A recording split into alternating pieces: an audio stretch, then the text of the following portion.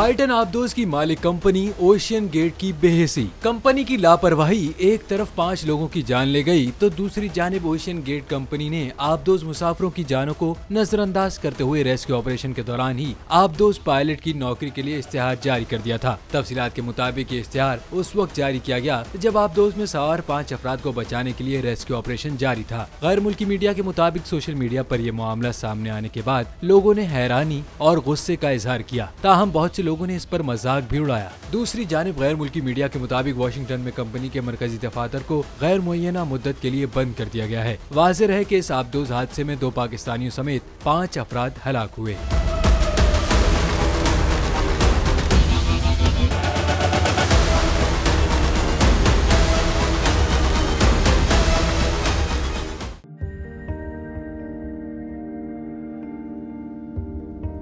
कैसे कैसे सितारे डूब गए, खूबसूरत नजारे डूब गए, ख्वाबों के सभी किनारे छूट गए, गमज़दा दुख के मारे डूब गए। कितनी मुश्किल का सामना है यहां, कितने लोगों के प्यारे डूब गए। आओ मिलकर करें मदद सबकी, जिनके सारे सहारे डूब गए।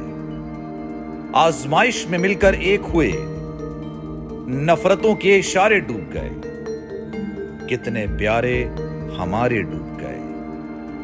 कौमी सानहे की सूरत हाल से लम्हा बलम्हा बोल रखेगा बाखबर। गम की इस घड़ी में बोल तारकीने वतन के अहले खाना के साथ खड़ा है।